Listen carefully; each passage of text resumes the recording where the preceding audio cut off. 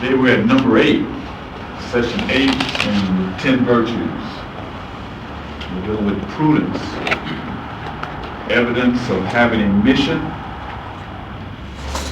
the insight that befits the faculty of seership, intelligence, or understanding.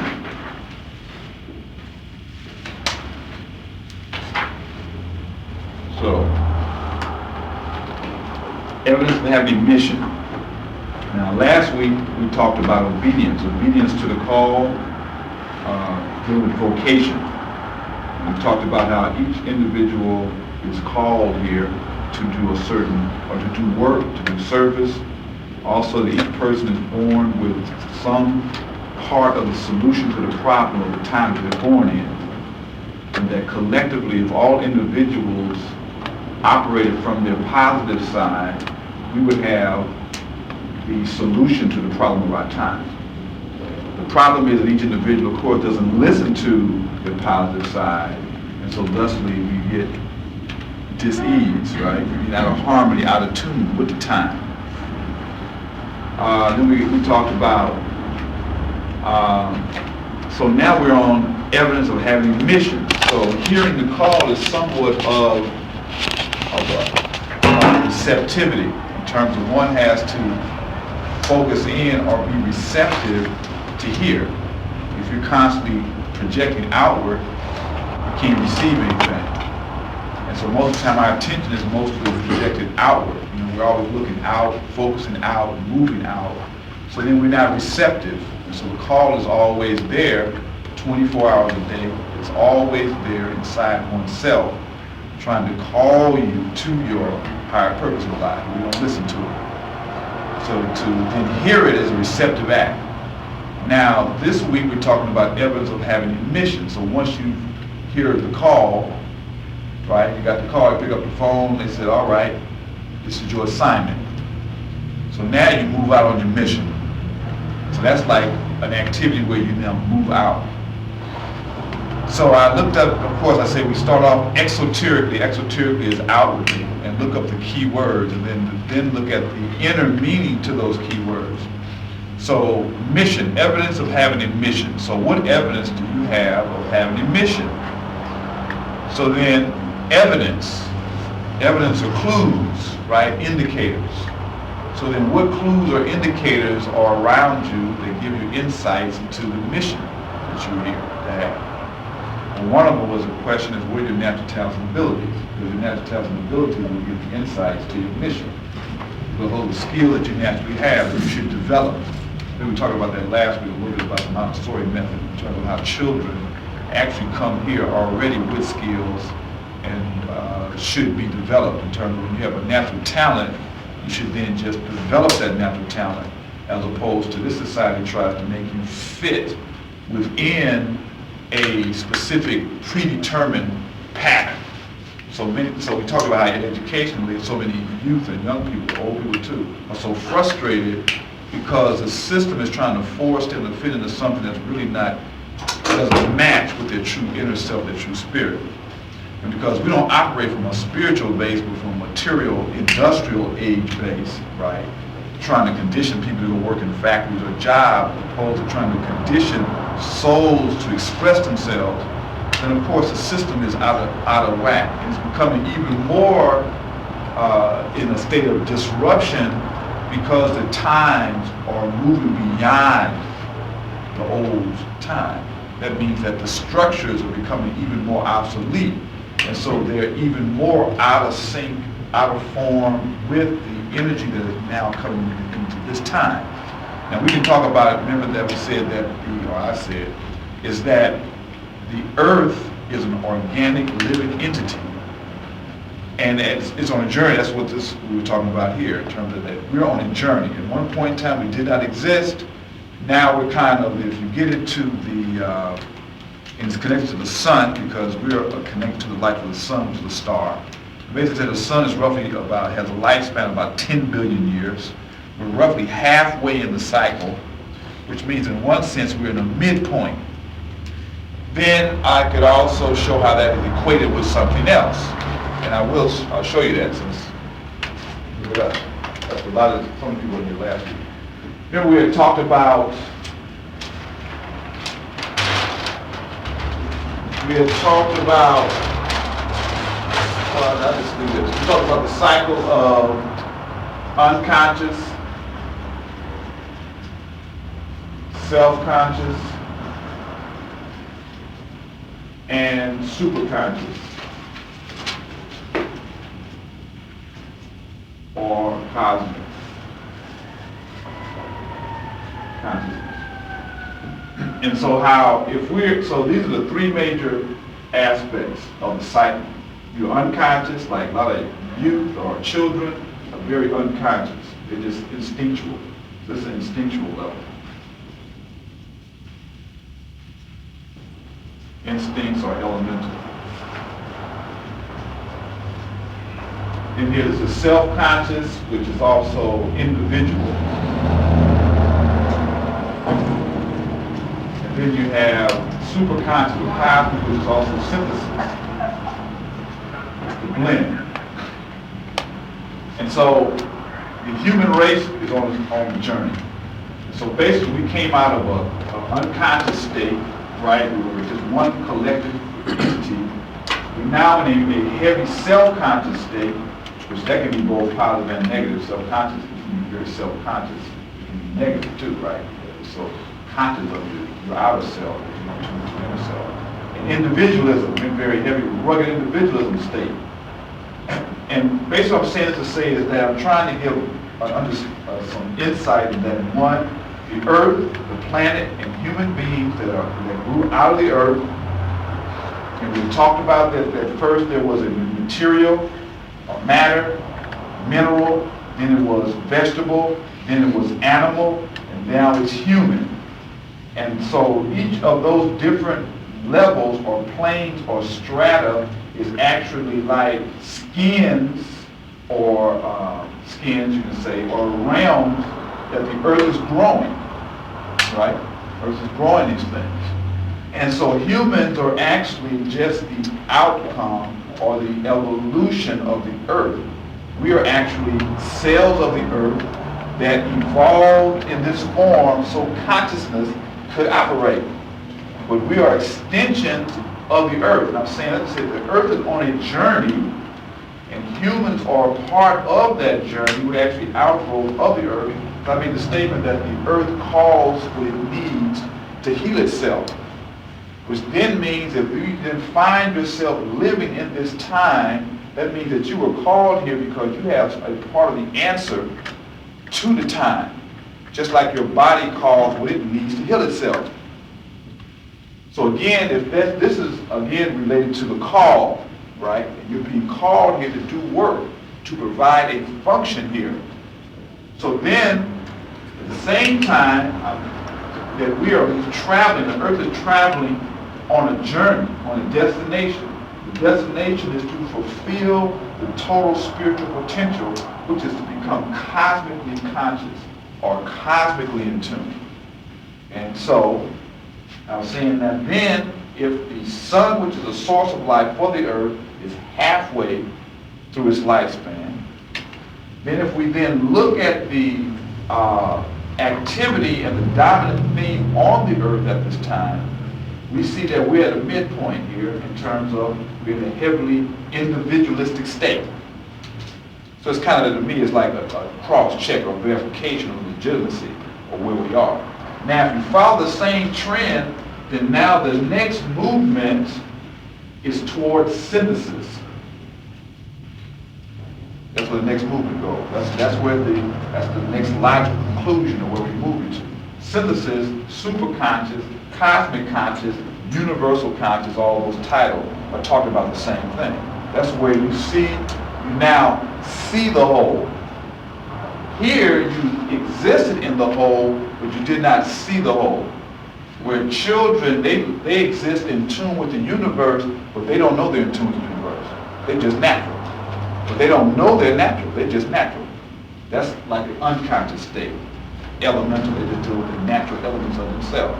In the process of conditioning, we become conditioned by how we define the elements to think a certain way. which we are now. We're dominated by this materialistic, Eurocentric perspective or philosophy that has us thinking that life is separate, that thing is separate, which then creates a lot of disease and death and this type of thing. So the point I'm just trying to say, we were talking about how we need to expand our consciousness to where we are in tune with the whole. So as you operate in your day, what is the reference point from which you operate?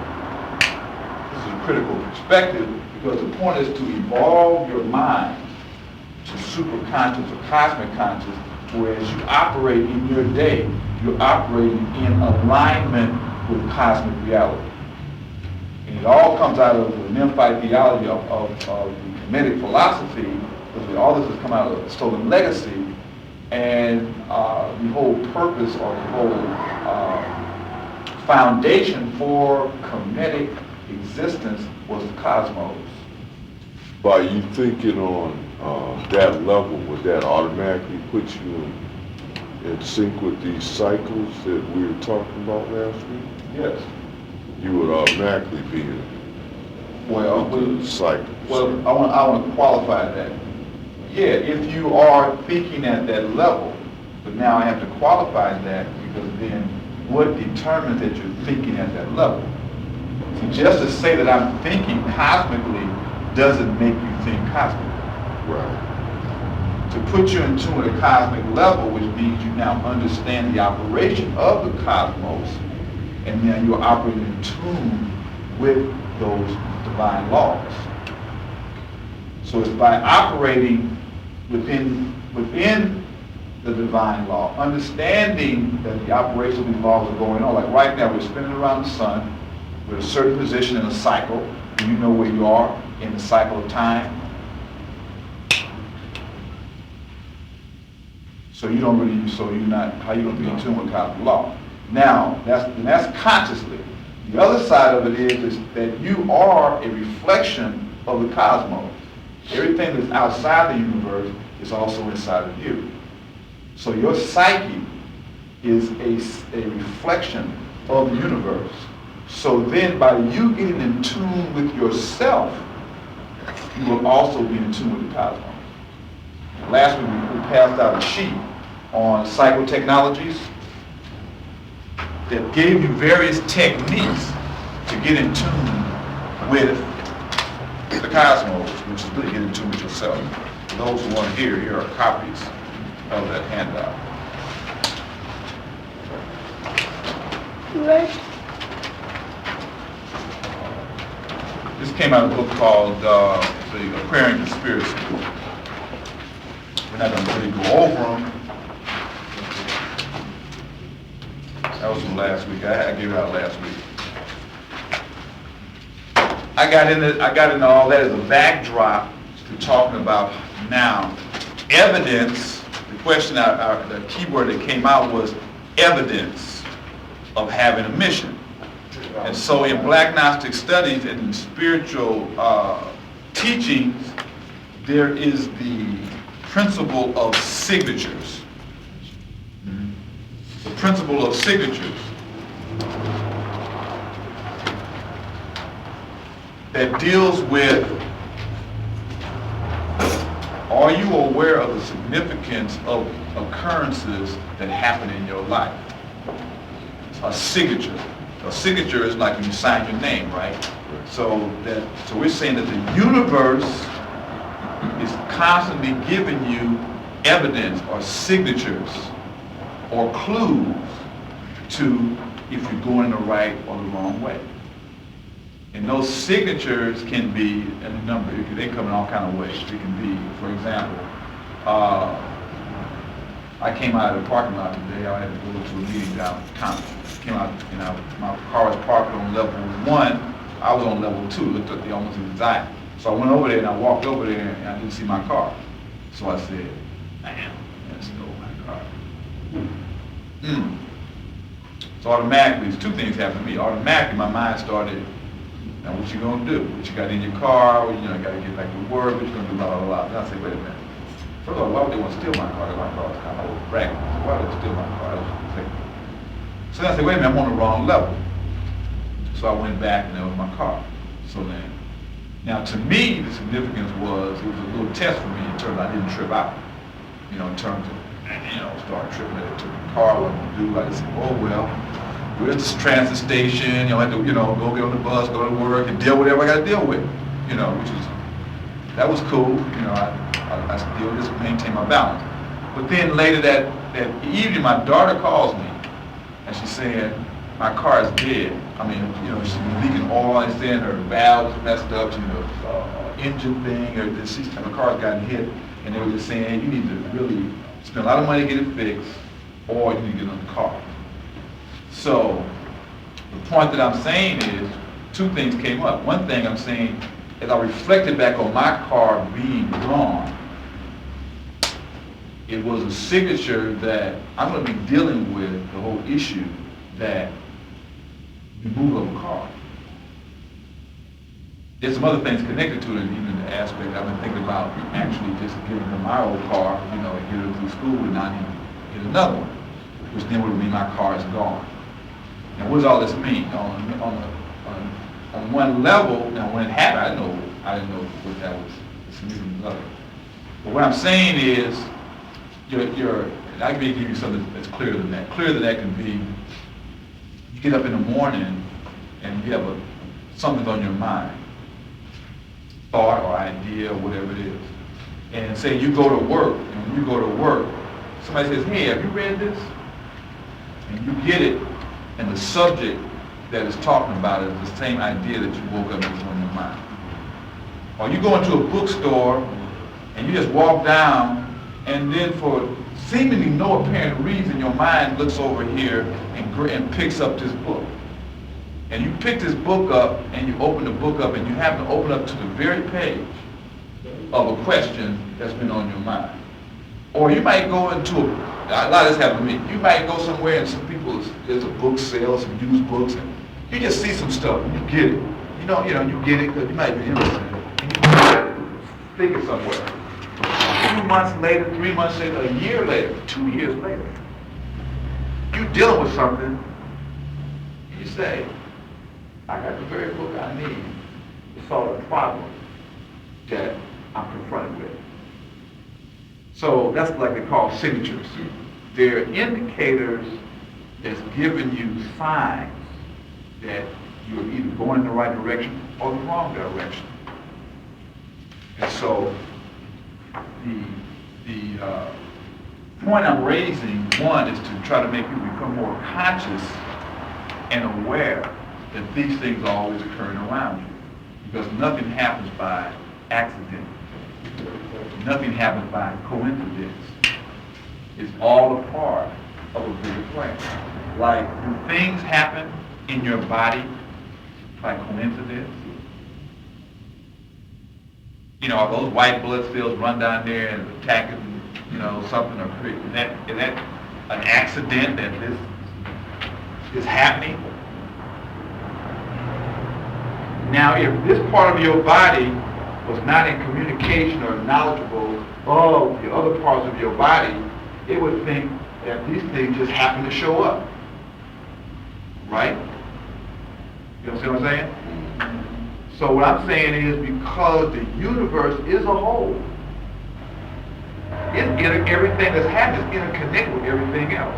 But because our consciousness is only looking at a fragment, we don't see the interconnectedness between what's going on. And your body operates the same. Right, because we are the body of a part of the body of the earth.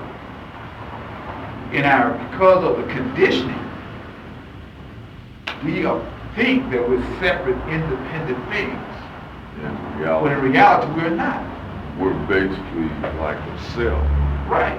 We're part of a whole. Because if we had spiritual sight, we could see what we would see here if we took away the veil, the outer coating, that's all we see. You would see energy. This whole room would be full of energy. And your energies will be interconnected. Everybody's energy will be interconnected. And then there would be greater and greater levels of energy. All of this stuff would be like a mass sea of energy. That's why when they talk about spirit in the cosmos, they talk about a sea.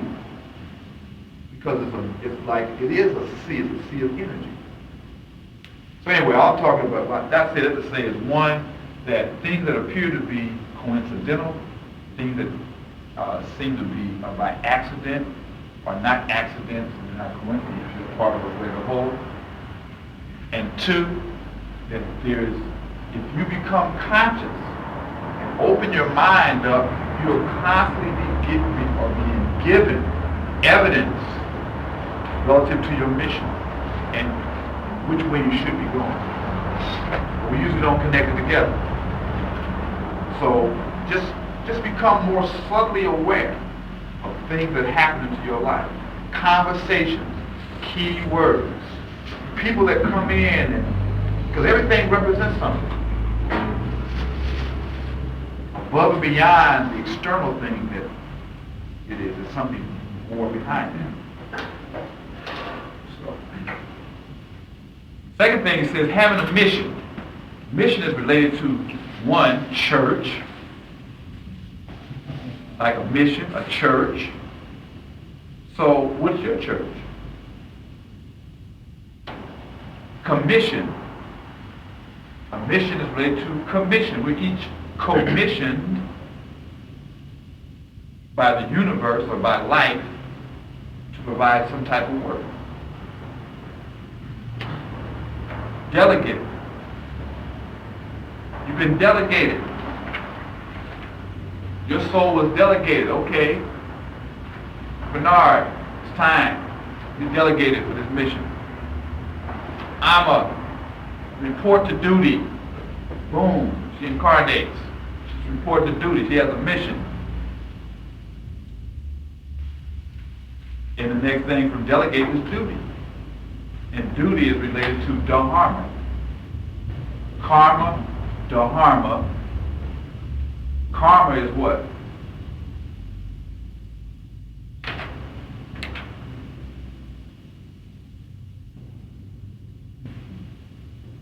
Silent golden?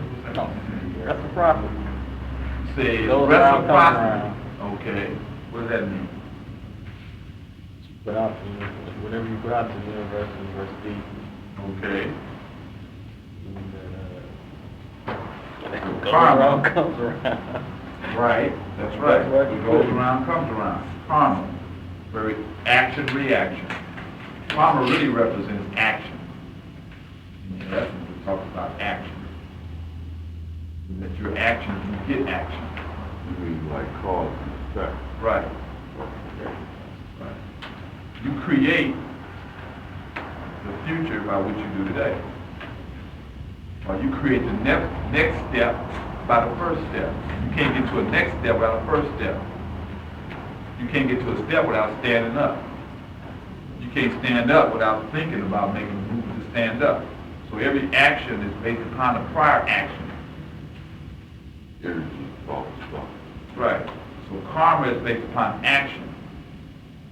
Dharma is duty, which is related to, we talked about, remember we said that every moment in time is a quality. Right? Every moment is a quality. And those things born in that time partake of the quality of that time. We also said that a moment in time has a quality that then means it has a potential that can be fulfilled. Which then means that the duty of a time is to fulfill the potential of the time. Run that by me again. Say that Which one point? The duty of a time is to fulfill the potential of the time. So that it doesn't say fulfill the moment.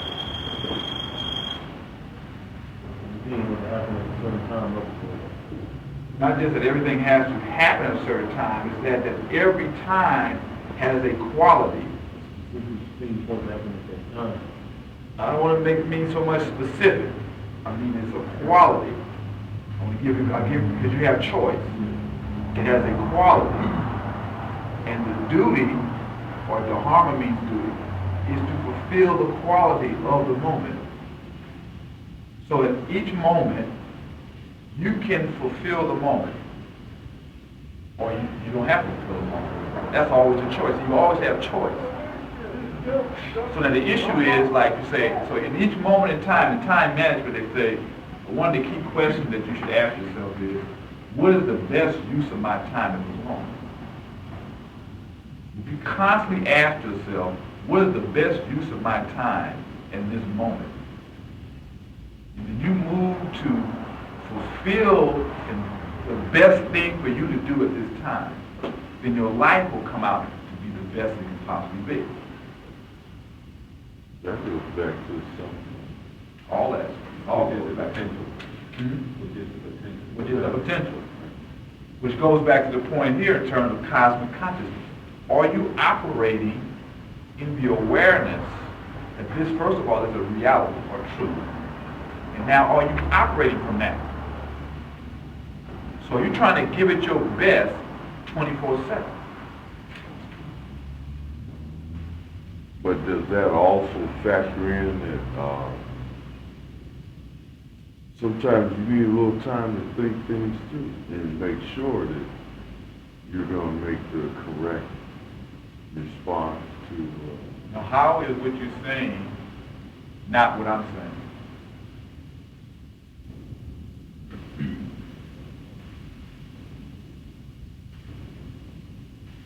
Always not. How is what you're saying not what I am saying?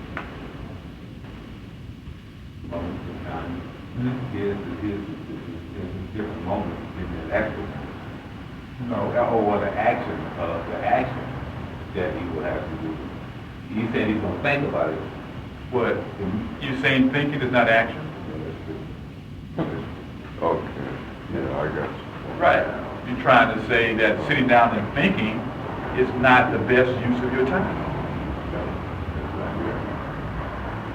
Because I found that, in my case, a lot of things that I do, unlike in the past, I tend to try to give things a second thought before I make a decision, if I have time.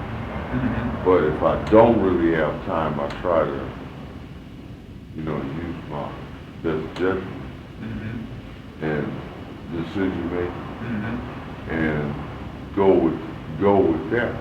And You're just condensing time. You're still taking time, you're just condensing time. True, yeah.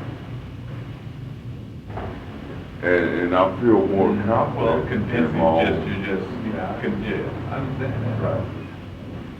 It kind of makes you feel a little more confident in your own decision making. Right. Which is dealing with prudence. Prudence deals with forethought, caution, pre-planning. But the point I was trying to bring out when I talked about dharma or duty and mission was the issue that a moment in time, what I'm trying to get people to understand, or in terms of this presentation, is that we are actually instruments,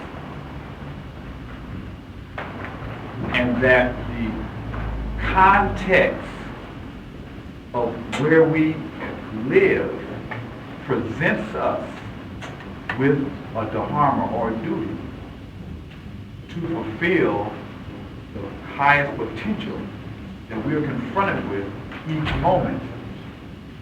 And by fulfilling the highest potential that we are confronted with each moment, we then will move ourselves to wherever we are supposed to be. Because all you can do is the best you can do. So if you always are moving to be the best that you can be and do the best that you can do, the rest will take care of itself. If best is connected to the universal,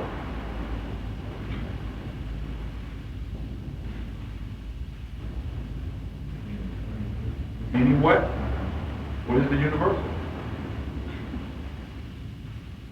What's the universal in you?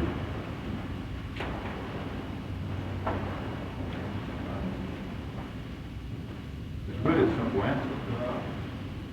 Yeah. So what's the God in you?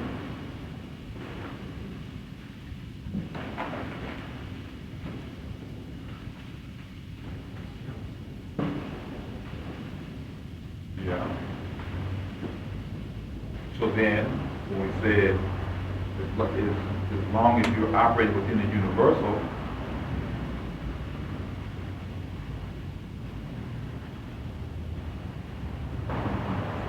what's your point of reference? Well, I'm doing what I call it, I'm following this train of thought.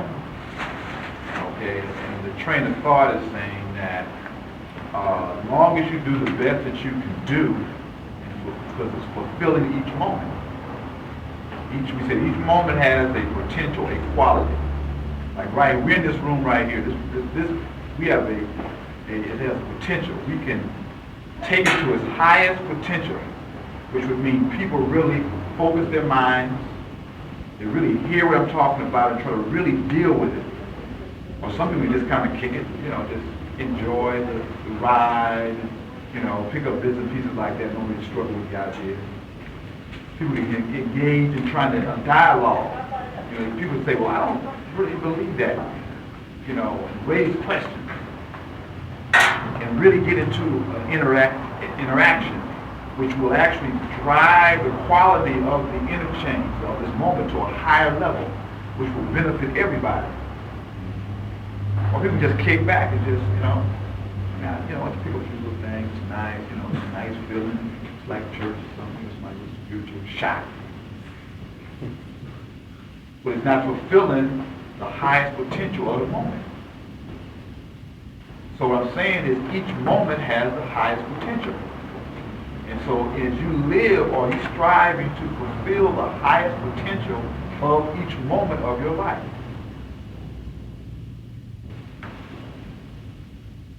That would have something to do with duty. That's right, because what is dharma is duty. And so I'm saying that each moment has a quality. And that quality, there's a duty to fulfill the quality of the moment. That's your dharma. And so then the question was, then relative, I said, but relative to the universal, because the everyday world, they got a program for you. And so they're going to try to get you to be the best that you can be in their program. So they might want you to be the best nigga in the world, the best ghetto dweller in the world, based upon their image of how they want you to see them. And some of us are being the best that we can be in that. Right. That's why I said then relative to the universal. That's when the question came up, well, how do you know the universal? I said, well, what is the universal in you? When you say quality of the moment, Right. I'm not really sure I'm clear. Okay, what's the question? Where's the confusion? What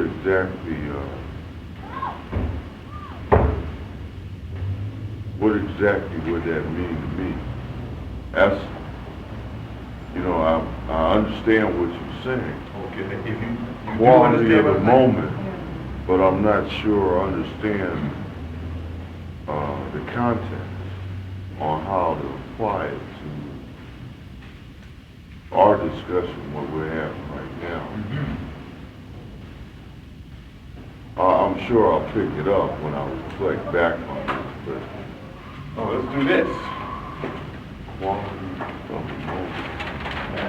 Right. Okay, we can start, we can be right here. Look at all into this. What is the goal of existence? Why are we here? That's the question. Why are we here? Based upon the discussion that we're talking about here, why are we here? So we're talking about Memphite theology, right? Right. So this was the noon, right?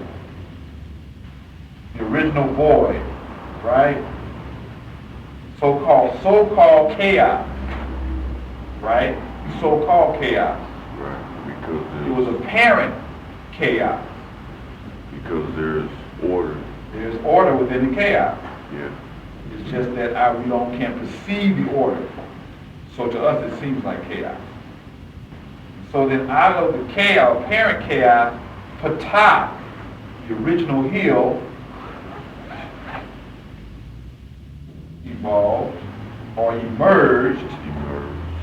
And Ptah is the heart and the tongue. Heart is what?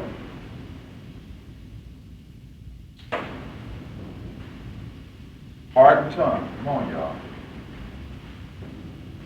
That's why there's confusion, because the context that this conversation is occurring in is an extension of that whole series we went through with Stolen Legacy. Remember, I constantly say that every session is an extension and is building on every other session. Even though I may not bring it up, it's still an outgrowth of Stolen Legacy. So the essence of Stolen Legacy is what?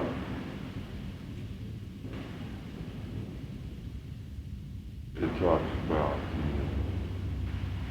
Anybody can answer to it. The essence of Stolen Legacy is what?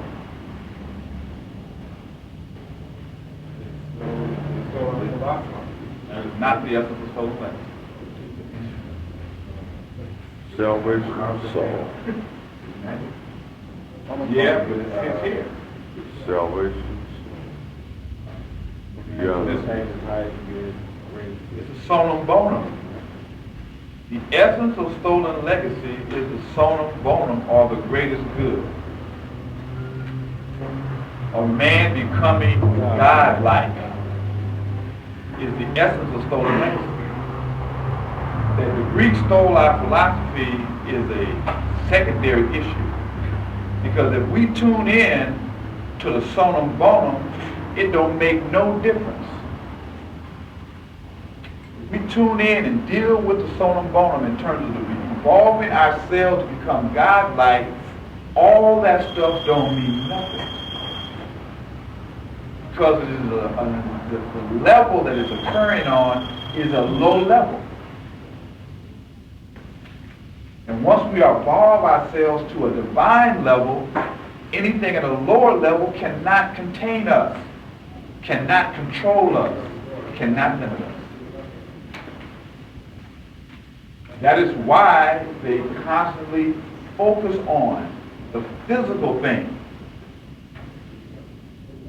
Because the physical is the illusion. The invisible, the spiritual is reality. Yeah, I see. So what I'm saying is, all those were part of the principles and ideas that we've already talked about. So that's the context from which I'm speaking. As I'm talking to you based upon all these things we've already talked about. But as a student, you have to really struggle with the material. And not in the normal European way, just reading it. You know, I read it, I underlined it. No, you have to struggle with it. I mean, you have to go and reflect in your mind and try to come to your own understanding of what the concepts are talking about. And if there's a problem, you bring it up. But again, I know you're going to say it's a 20-year course, you know what I'm saying? So I understand to a certain degree. But the point I'm saying is, if the sonum bonum, or to become God-like, or to raise up sevenfold constitution of humans, that's why I gave you that, sevenfold constitution of humans. And we sat down here and we talked about, that's why I give you all these symbols. They all talking about the same thing, right? We talked about the so-called Star of David or Seal of Solomon, right? Right. And we said that this is a review here. So you're talking about this is the higher self or higher mind. This is the lower self or lower mind. And with the 6 points we're actually talking about with the dot, which represents the 7th point, which is the seed or divine seed of self, is the unity between the higher and the lower. We talked about how the Pharaoh wore the red and white crown of Upper and Lower Egypt. And we think about the physical unity of Kemet, when in actuality the Pharaoh was a symbol or represented spiritual unification. And that Kemet was a function of the cosmos reflected on earth. As above, so below. As in heaven, so it is on earth. We lived it. We did not just preach it out of a book.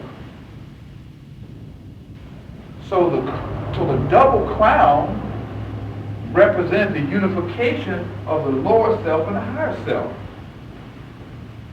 Then you say seal of Solomon. Solomon is Sol-O-Man, son of man. The sun is the source of life in the spirit. So it's the spirit of man. Solo man. Solo, in one sense. Like one is holy. Okay, right. And what's the one? The universal. It's the God principle. So then we talked about the pyramid. We talked about 3 major functions. We talked about the grotto, with the bottomless pit. Then you talked about the queen's chamber. Then there was the king's chamber. So then we talked about the capstone. The capstone. What's the capstone? Well, what's your capstone? It's the mind, the cerebral cortex. Then we talked about the 7 chakras. If you could actually put,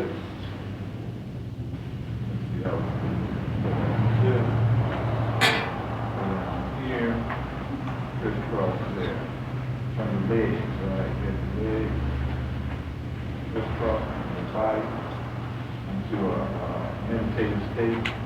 Third eye up here. And you wore a crown on your head. All that stuff represents. The queen's chamber is the heart, or the intuitive mind, or wisdom of the heart. The grotto is the sexual organ. And the king's chamber is the cerebral cortex, where the higher reasoning powers function in the brain. Then we talked about the Kabbalah. Oops, Tree of life. yeah.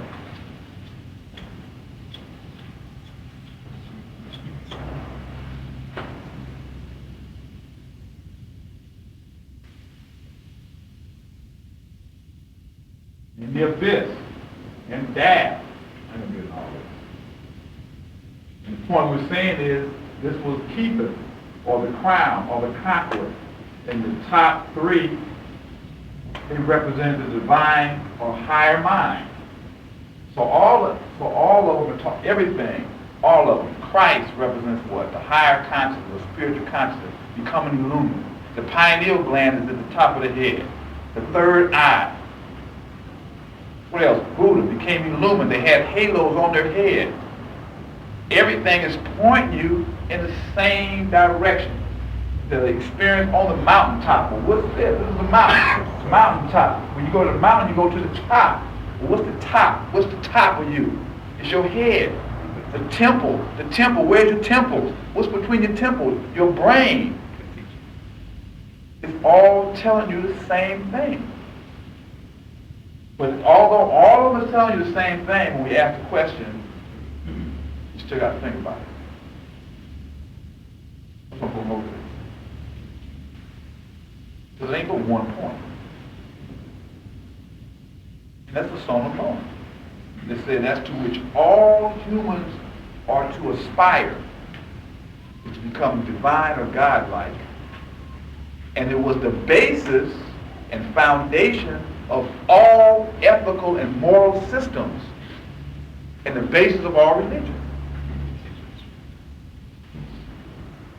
That's what Stolen Legacy is really about.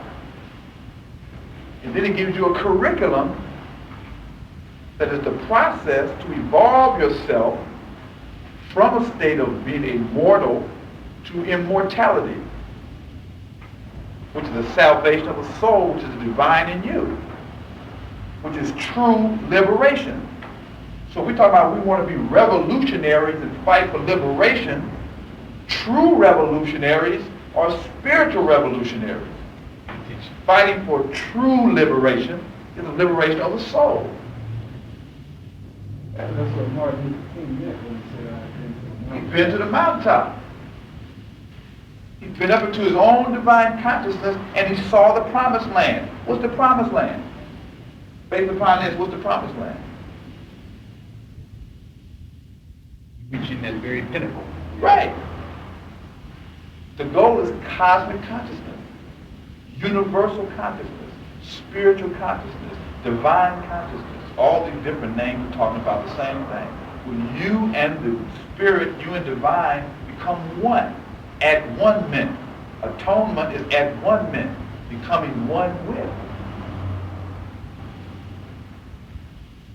It's all talking about the same thing. That is the point. That is the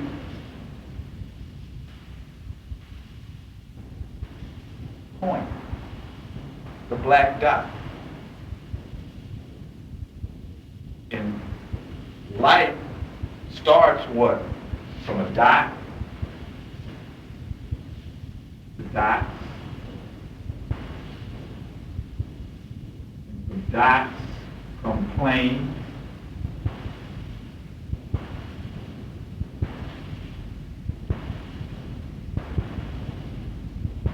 And from planes come, let's not do it. Right, here we go. Where it all comes from, each moment has a quality.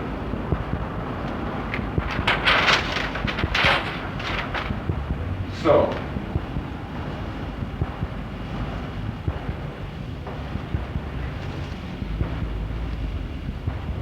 this is the beginning, and this is you on a journey, right?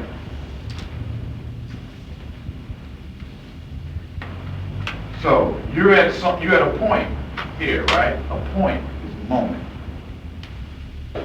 This point or moment is relative to the final destination. So if we're saying the final destination is cosmic consciousness, universal consciousness, then the quality of the moment is relative to where you are on that journey.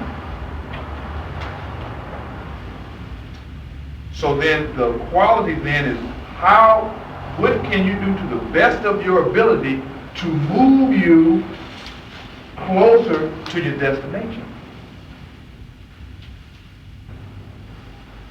But that only will happen if you are thinking whole. If your mind is just right here, somebody could have slapped you right there. And so now you're tripping off the slap. And it's a diversion. Because how you respond to the slap will be based upon what? It can be based upon all kinds of things. You have, remember we talked about the natural instinct is to return action in kind. But that's what? When we said you got instinctual, I think it's it. Then you have individual,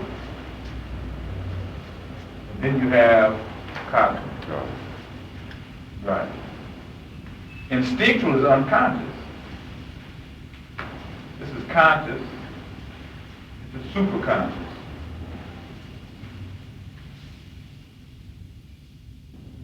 So then, if superconscious or cosmic or universal or spiritual conscious is the highest level, when that person slapped you, depending upon your level of consciousness would depend upon how you feel the moment. That's going to be from the base on which you respond, the level of consciousness. So the whole point is to raise your level of consciousness so that you start responding to each moment from a higher perspective. The quality of the moment. That's why black people, which is our strength and our weakness, because black people are very spiritual people. So even though people do all kind of dirty, crazy stuff to us, we don't respond from that level. We're responding from a higher level.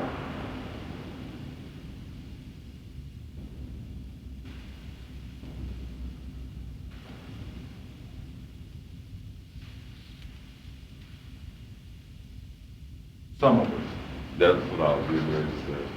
Because now we're becoming so conditioned by this world that we start to respond just like everybody else. But really, we're responding. I'm getting that. What was the one typically? Where? This one? No, it's about. This one? That's individual or self-conscious.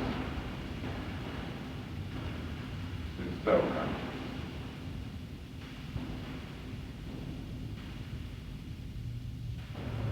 So now when we say, you understand what I mean by fulfill the moment? Yeah. Relative to your, see, because relative to, now each person was born, we start off saying each person was born with a mission, right?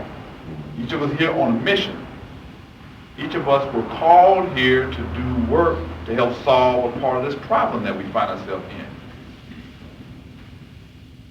So now that is your ultimate duty. So first of all, if you are aware of your mission, your real mission as opposed to, other stuff, right? Are you aware of your cosmic mission? Many of us are either operating on an individual mission, or most of us are on unconscious. We just reacted, They herding us like cattle, stick you over here, you go this way, stick you over here, you go that way. Yeah. Now some of us have become individuals, and we still do our individual thing. Very few of us are on a cosmic, universal level, but we're really working in for the benefit of the whole, because we're all one. So the question that each of us have to answer is, what is my job? What is my duty? What is my mission? What is my vocation relative to the universal? How is what I am doing, how am I applying to what are your resources? How am I applying my natural talents and abilities to further the cosmic plan? That's why you was called here. Now, to the degree that you understand that, it creates your karma. Because to the degree that you don't understand it, then when you then reincarnate, then, well, you didn't learn that. So I'm going to have to make it more difficult for you because I'm going to make it more difficult for you. You didn't get that. So I'm going to do something more intense to wake you up. You don't get that, I'm going to do something more intense to wake you up. You keep repeating. Right. And it gets more and more intense till you get it. Then we even talk about breaking the wheel of rebirth or reincarnation. Is once you tune in back to this. That's why I'm showing you these graphs. Because even if you don't understand all the abstract words, if you just reflect on the images, you can understand. Because you have the straight and narrow path, and then you have the spiral or winding road, spiral staircase, all this kind of thing. The straight and narrow is the universal. The universal is always present because everything is based upon the universal. Once you tune in to the universal, then you are on the straight and narrow.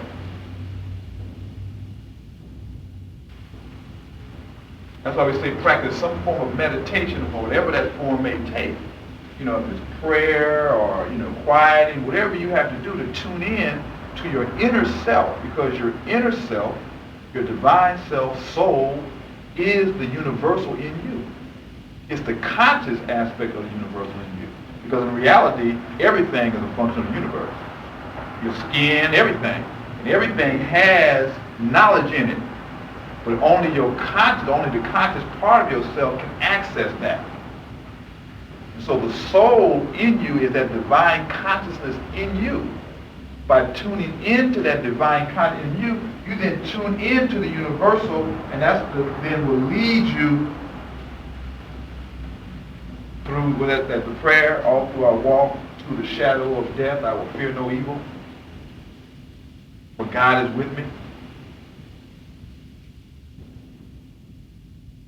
So once you tune into that, you can walk through all because death is nothing but transformation.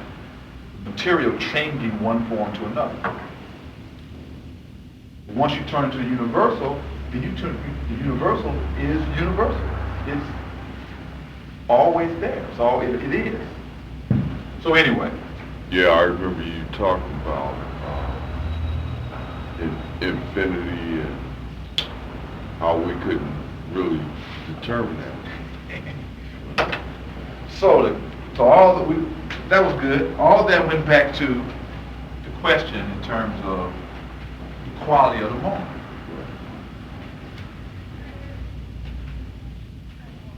Because the past, the present, and the future always exist. Now. In each moment. It's how we relate to each moment that determines the future. To where tomorrow, if black people woke up tomorrow and said, we're no longer going to operate from this conditioned self. We're going to all operate from our higher self. Then we would totally transform the world. But of course, the process of giving that's just Nice, But anyway, okay, that's people. All right, so we're talking about, again, mission. Prudence, having an evidence of having a mission in life. I talked about signatures. Because along the journey, you will always be getting signatures. When if you listen to your inner self, when we're practicing having conversation with your inner self, that's why I'm giving you a little exercise for visualization. Because the intuitive or your inner mind, your intuitive mind is the voice of the soul. And the intuitive mind operates on symbols and images. So that's why if you look at all the great religions, they had all these various symbolisms and fables and mythologies, stories, because they couch universal principles. So it's very important to understand the inner meaning and significance of symbols. And so then, that's why keeping a journal, which you dream about, just like when I say certain things to you, if you reflect on your mind, images come to your mind. It means something. It's no coincidence. It's significant. Now the question is, do you understand the significance of it? Just like when I did the meditation and talked about the resource thing, what came to my mind was this image came of, I had a bag with brains in it. And then I was planting these brains and trees was growing and other brains was coming off these trees. So boy, that's some weird stuff. I said, that's how artists get these ideas, right? Because, so then, what did I do? Oh, I did a couple more things. And see, you follow this because it's telling you something. Because your mind don't work in this language. Your mind is ancient. This language is modern. So it's communicating in ancient ways. Ancient ways is symbols, images. That's why the ancient languages was hieroglyphics, pictures. So your mind is ancient. And so the issue is, the question, I said, well, what does that mean? It means I'm planting and growing brains.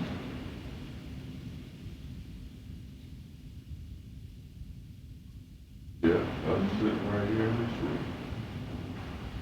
tree. Right. That could So be us I have a brain. symbolized. I got a brain. All the stuff I'm giving you is coming out this bag with the brain. And so I'm trying to plant that to create brains or minds, because it's mind.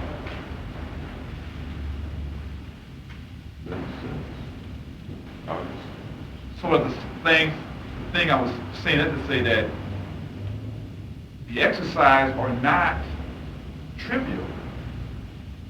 It's very significant if you take it serious. And jot down, every time you do the exercise, if you would just jot down the images that come to your mind, each of those images are a, what is it? It's like a, one of those capsules in a cartoon or something, or storyboard. It has a little frame. And if you look at, you will see a pattern. And it's telling you, this is your pattern. This is what you have to deal with.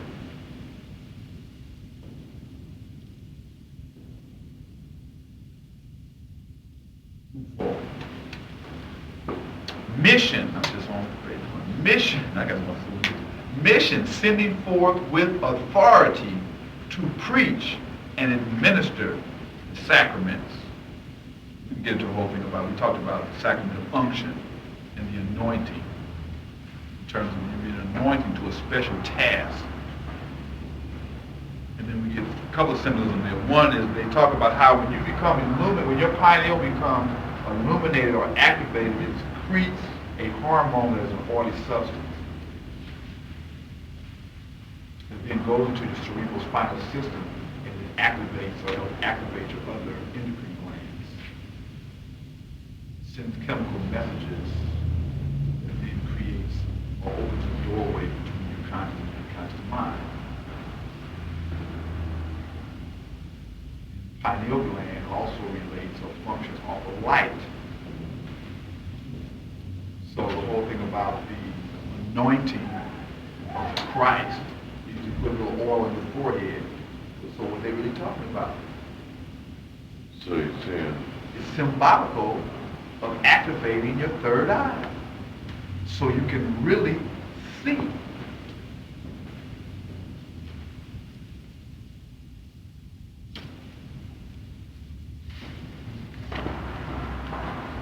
So it goes right back to the, I just talked about in meditation, you're doing inner visioning.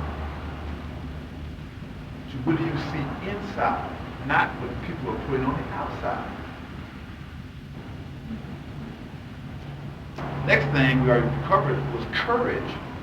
Having the courage to follow what you really see.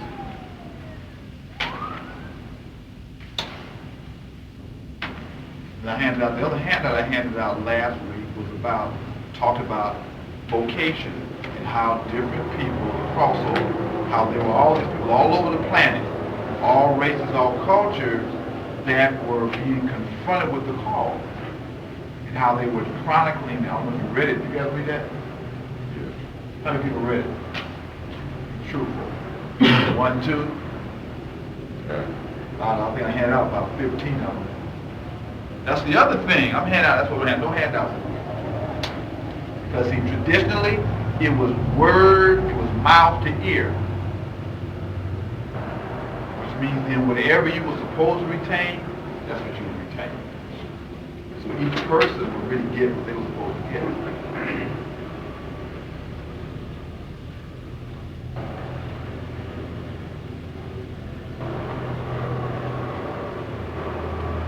All that stuff is key to giving you, but anyway, you do what you got to do with it. So, we say, mission, that which a messenger or agent is charged, an errand. Say, you're on an errand, you know. You came down here on an errand. Like when your mom used to send you to the store, Spirit sent you down here on an errand. And did you forget? You know, you get to the store and you forgot what they told you to get. Then you got to go back home and get this again and come back, go back to the store. Hey, it says that which one is destined or fitted to do. What are you fitted to do? So I asked you, what are your natural talents? What are your natural resources? You need to develop those things. If you're a natural talker, or if you're a natural thinker, or if you're a natural builder, you should build on that, because that's the tool you were given.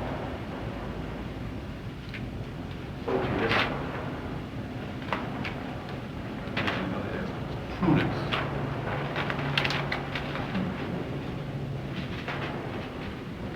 Okay, it also talks about the reasoning. The reason you do something. We say that the highest reason is the sonum bonum. That's the highest reason. And as I was working with the whole thing about reason, this came out and says, European Americans, Western philosophy or worldview, they trace their ancestral and historical origins to the caves of Europe.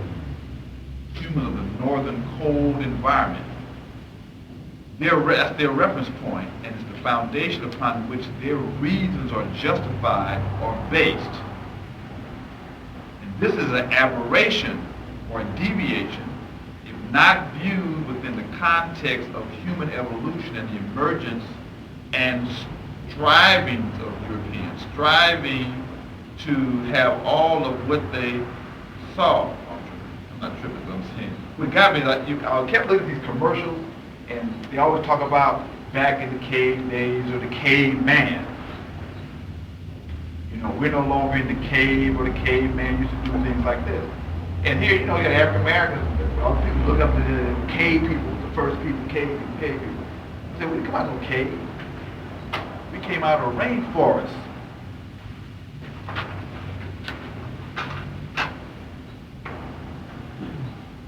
So if we came out of a rainforest, there's a different orientation.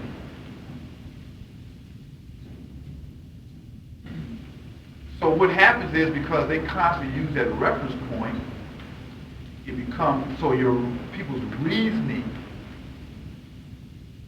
it becomes related to that reference point. Then you can justify things based upon that kind of reasoning. That's what we say, we have to redefine our reference point. Because once we redefine our reference point, then the logic of our reasoning becomes redefined. Because if people were living in caves and running around with clubs and, you know, battling coal, all that kind of stuff, then you might think, ooh, I'm living in a warm house with stoves and stuff. That's progress. I don't want to go back to that. But if you live in a rainforest and you didn't have to have no cave because it was always warm. Even when it rained, it was warm. And you could go out in the vegetation and you had plenty of food and things right there. Then your reference point, your reasoning become totally different in how you justify so-called progress today.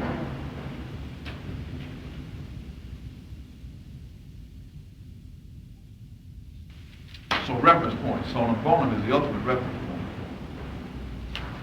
Then it talked about prudence. It says prudence relates to caution, cautiousness, slowness to act or to commit oneself or to make one's move, taking care, heed, carefulness, mindfulness, regardfulness, thoroughness, slow and careful steps, deliberate stages, circumspection, look all around to see what's there, discretion, being discreet, calculation, deliberation, careful consideration, prior consultation, no room for error, precaution, forethought, foresight, prevention, insurance. All the things that relate to prudence. So as you're out on your mission, how careful are you in your planning? How thoughtful are you in your planning? How mindful are you in your planning? And keep the key word here, mind, because I'm going to deal with the concept of mind or nous, or with this true mind. Just hold it, keep that key word there, because we'll come back to that.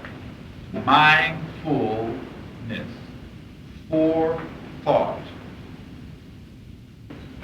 What was before thought? Or, what, then you could say, if you would deal with metaphysically, you say, forethought, before thought, before thought. Where did thought come from? And what role did thought play in the mythology? What does thought represent?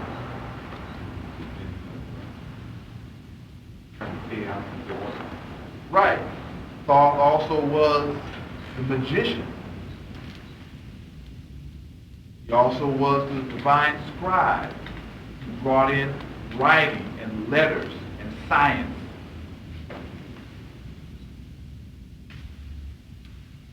So what is your mind full of? Or what are your thoughts full of? Your thoughts should really be thought or Jehudi, which is the master of the arts and sciences, the divine arts and sciences. So that's like the golden thread. That just leads you back into the original way, what we're really talking about. So from there, a couple of number of things. We do as much as we can. It says, Prudence, have evidence of having a mission and the insight that befits the faculty of seership, intelligence, or understanding. Let's look at that. Insight. That's sight in. Inner sight. It says that befits the faculty of seership. What's seership? S-E-E-R-S-H-I-P. What is a seer?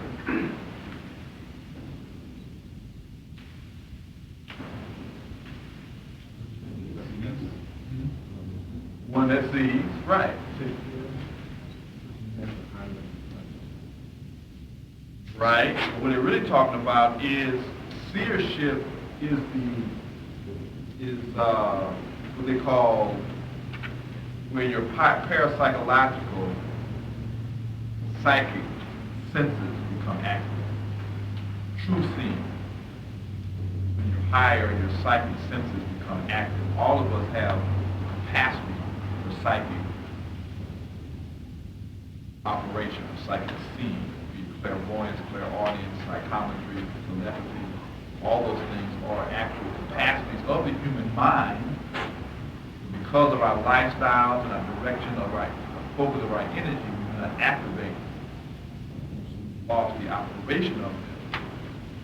For ancient people, because their focus is still more connected to the spiritual world and divine world, not so engrossed in material desire and focusing on, all these crazy jobs. They function in their day, they're always relating themselves to the spiritual.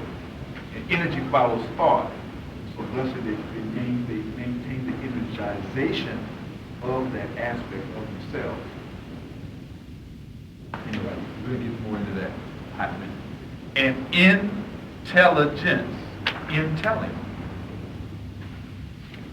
And understanding, standing under. Well, you say your feet, you stand on your feet.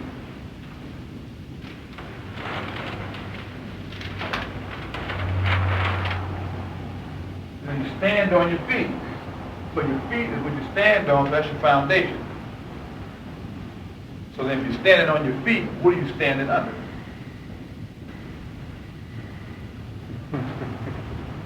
Your head, your crown. That's true. So one place you can stand. Right. If you want to keep on going up, what's over your head? If you look up there, what's up there? The heavens, the stars, the sun. So then, what do you know about that?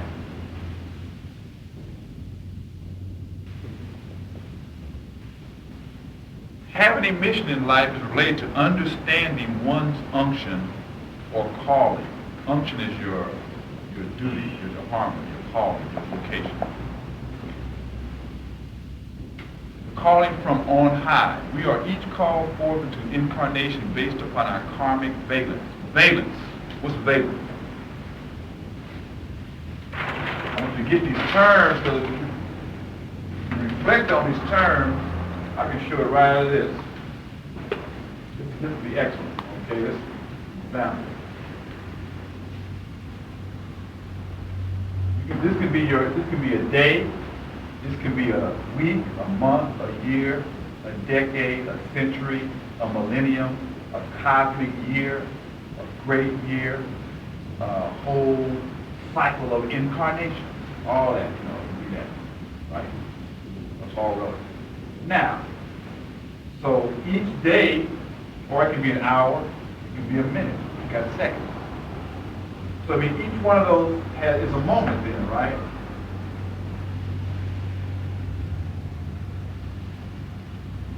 So now, each moment has a potential. We will say that potential is through the number line, right? 0, and you got 10, and 10, you got negative, you got plus.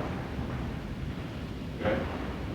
So then say at this moment in time, the maximum fulfillment of the potential of this moment is that all of the essential points that I raised, you would know. But in reality, you're gonna only absorb what you're supposed to absorb. I can't really hold, but if I can't. That would be my own reality. But anyway, the point I'm trying to make is, say I gave you 10 key ideas, like the 10 virtues. Name the 10 virtues. How many do you know? One. Everybody, okay, go. How many we can name? Courage. Courage. Obedience. Fortitude. Prudence. Steadfastness. Temperance. Steadfastness. Devotion. Fidelity.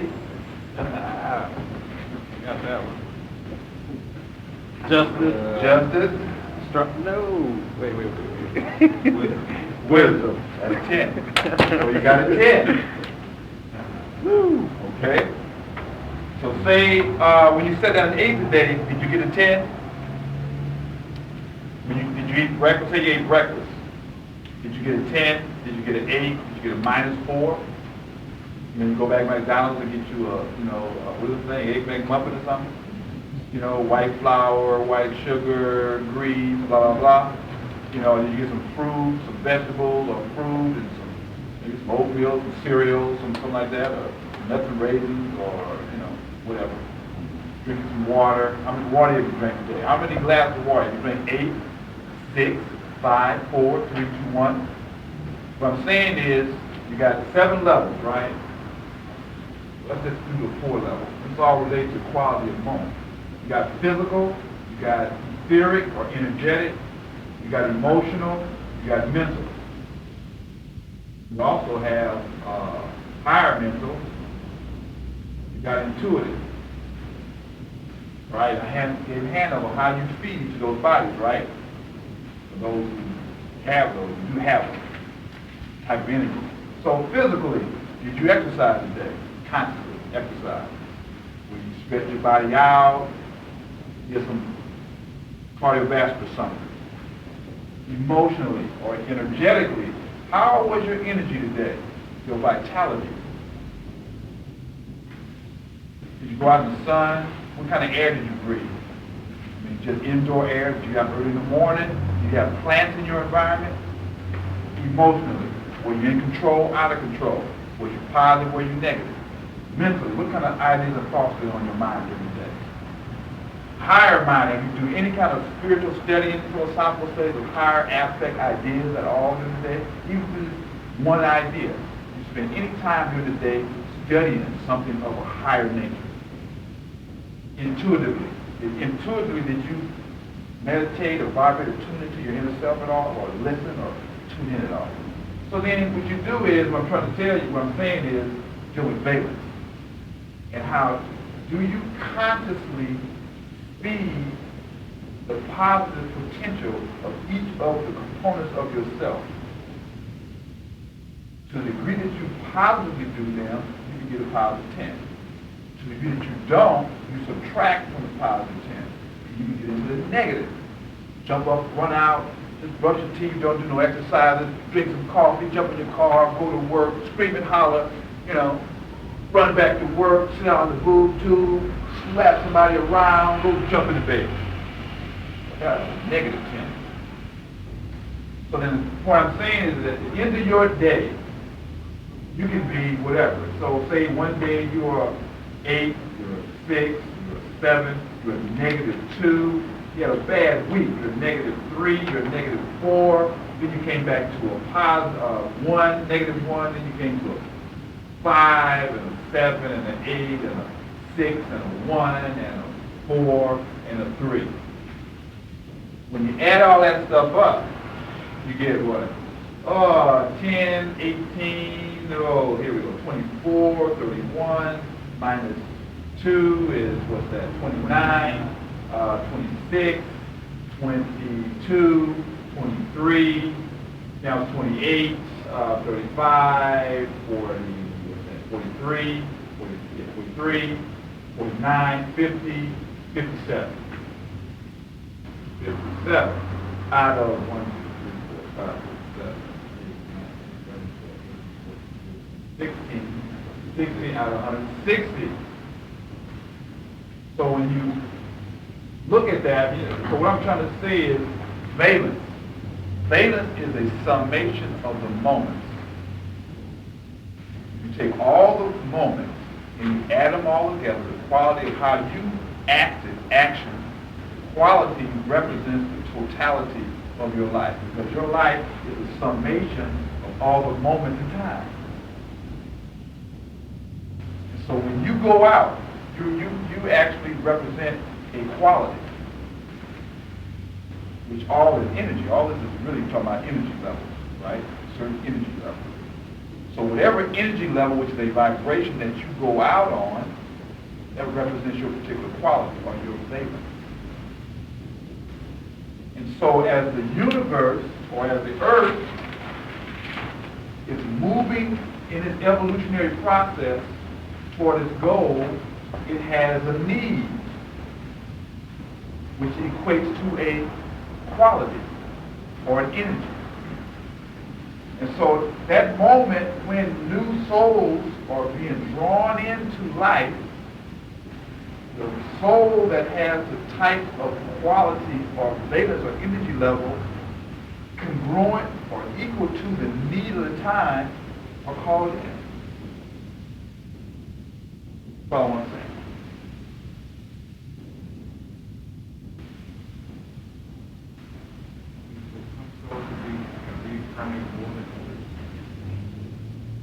In one sense, yeah, based upon need.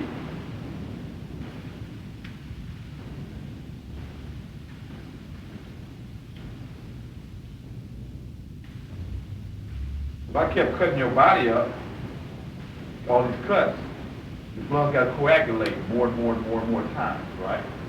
So that particular quality is going to be needed more than for someone who didn't have so much cuts. So that means that certain types of energies are called in to serve the need of the time. Now we are at the transition period. We're like right here. We're like right here. In terms of we're at the end of one cycle, getting ready to go into another cycle. Really, we're probably like right here. Which means a certain type of energy is needed to make that transition. And so that means that those kinds of souls or energies are being pulled in who have those particular kinds of skills that they've accumulated. So when they're brought in, they start bringing that kind of energy out during this time. It also said, well, I know we get into the whole issue about how, why everybody's here. You're not just here by chance. You're a part of a greater thing. That ain't the point I want to get into. Talk about is certain kind of energy. Like now, there's a lot of energy. People coming in now were very active during the kinetic period. Because the philosophy that was active and dominant during that time is the thoughts and ideas that are being called forth now. You can look around and see what is the major themes are really starting to come out. Heaviest theme is this drive, this move toward a more spiritual reorientation of what's happening. And that means that those kinds of spirits or souls are being pulled in that can then start to articulate that. And at the same time, if there is a soul comes into the body and it desires to have that kind of environment, but then if the environment that it is in is contradictory or antithetical or opposite to that, then it creates frustration and anxiety. And so if the conscious mind is not aware of what caused the anxiety, then it's going to express itself in frustration and rage.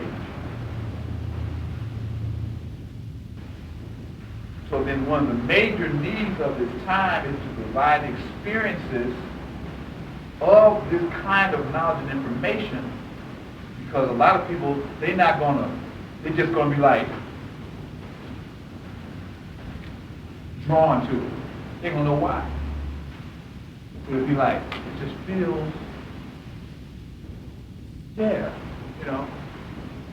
And it's happening. If you go out and you start talking to more people and talking about these things, more and more people will be like, other people over there listening, they ain't trying to, they act like it. So they be like,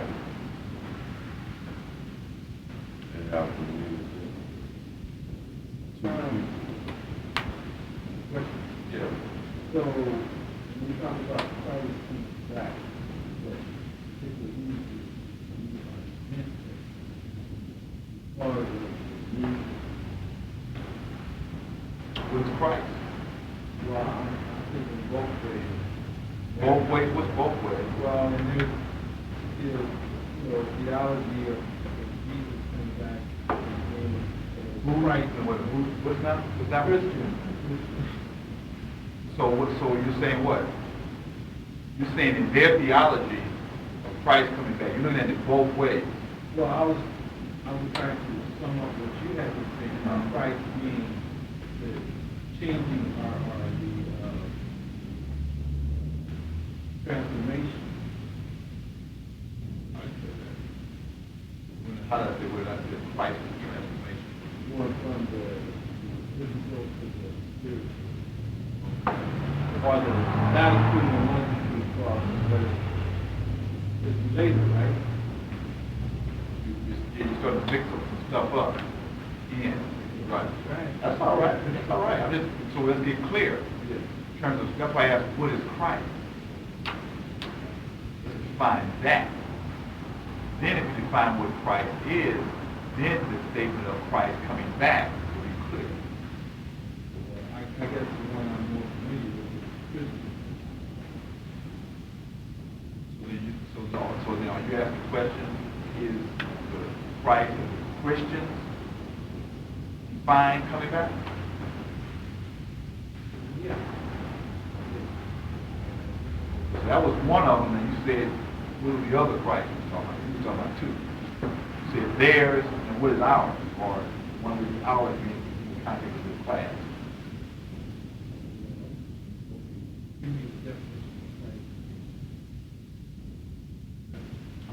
I'll give you the definition. I'm trying to see if you got the definition. Where's Christ in the Ensemble Constitution of Humans? You got that chart? Do you have the chart? Oh, you don't know? Anyway, those who have it, where's Christ in the Ensemble Constitution? Second from the top. Right. Equated with what level?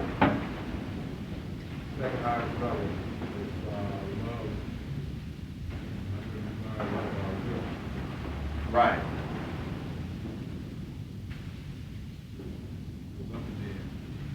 Divine love, principle, love, wisdom, which is related to the intuitive. One of them. But anyway, the point what I'm trying to get to, like, going to get too long, I'm trying to pull it out of you, is that Christ is a level of consciousness. Christ is a title for one who has achieved a level of consciousness. There are many Christs. Christos, anointed one, is that who has opened up the inner eye and operates from a spiritual level of consciousness. You become Christian or human. Christ is also equivalent with Horus or Heru. Just to say, human being reaching that level of consciousness, you can say society as a whole, the human race reaching that consciousness, and that would be. What is the sona bona? What's the goal?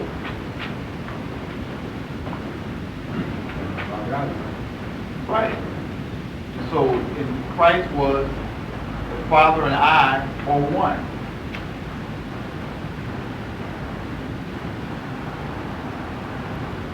God-like.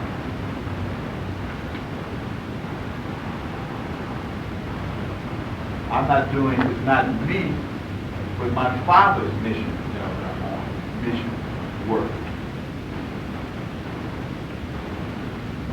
Christ Jesus as the initiate was articulating the path that all initiates travel to become united with the divine. It's a metaphor of the process that was personalized into a human personality. But in actuality, it's talking about a process. And what the teacher, all the ancient masters, be it Muhammad, Buddha, Christ, Heru, etc., they were the forerunners or the vanguard of what eventually the total human race is to achieve. I am the way and the light. Light is also the knowledge. You're talking about reincarnation and the energies that are needed to come back, not in terms of that type of energy. When you explain spirituality, everybody moves towards spirituality. So that's kind of talking about the same thing. Right. They're talking about Christ. They say what? Christ is going to come in the sky. Right. Out of the heaven. Right. So again, it's talking about a level of consciousness. Right. So the return of the Christ is the return of that level of consciousness. So in that sense, yes. But it's important to get clarity on how we articulate it, because you started talking, mixing some stuff up. See, what happened is people will latch on to that physical thing. And they'll be physically looking for a Christ, as opposed to themselves raising themselves up. And so they put it outside themselves. And if each of us raise ourselves up, then the whole is raised up. That's why I'm saying each moment has a quality based upon the universal. If your consciousness is aware of it, you will then each moment be trying to raise yourself up to unite with the ultimate reality. And that's the quality of the moment. And the way you do it will be defined by the physical environment that you find yourself in. You then have to synthesize the physical reality you find yourself in and the divine potential that operates have to then be merged to create a synthesis.